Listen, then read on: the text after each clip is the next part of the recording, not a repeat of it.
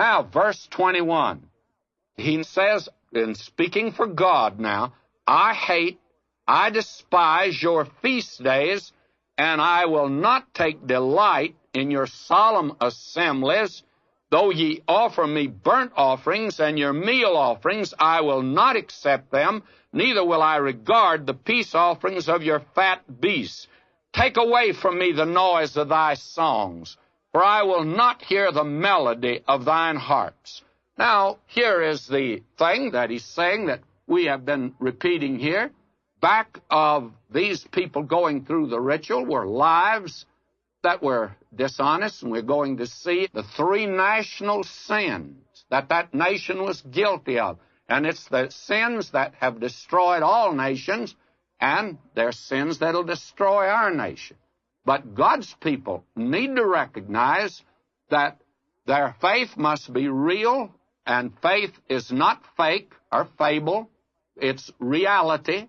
It's laying hold of a person, and believing is not deceiving. A great many people say, well, if you believe, why, it's because you're blind. It's a blind faith. Well, if it's a blind faith, forget it, because God doesn't accept that. Faith has to have an effect upon the life. Faith without works is dead, James says, and that a living faith will produce that, and that we've been saved to produce good works. Paul says all of this is important. Now, these people, they were living lives of sin. They were engaged in idolatry, and yet they were going through all of this, and God says, I despise it. I have no use for it. Had you ever stopped to think that many of the song services that we think are so enthusiastic, you know, a group of people singing, their heart not in it, but a big mouth is in it, do you think maybe God has accepted it? What do you suppose he would think if he came to my church or your church? What would be his viewpoint? Well, we better not deal with that. Now he says, but let justice run down like waters, and righteousness like a mighty stream. Have ye offered unto me sacrifices and offerings in the wilderness 40 years, O house of Israel? But ye have borne the tabernacle of your Moloch and Chion, your images, the star of your God, which ye made to yourselves. Now, apparently the people in the wilderness, they went through a ritual, but when they would meet these heathen people, why, they wanted to take on their gods. And you find the worship of Moloch was where children were put in the arms of a red-hot idol and made a sacrifice, and the screams of those children were terrible, but that was the human sacrifice.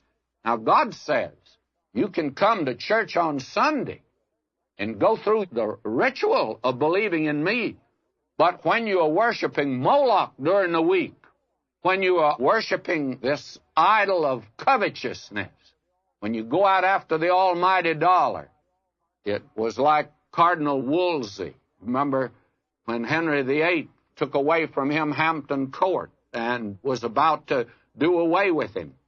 Fortunately for Cardinal Wolsey, he died a natural death, but he wouldn't have had he lived. And on his deathbed he said, if I had only served my God like I've served my king. And a great many Christians will have to say that on their deathbed. I have served the god of Moloch down here. I have served the idol of covetousness. I've served the idol of sin down here, the things of the flesh. I've worshiped those things, and I have not served my God.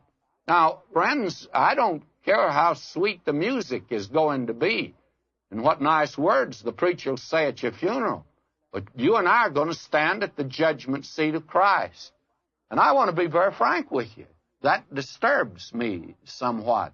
I want things straightened out down here as far as I'm concerned. Now, listen to him here.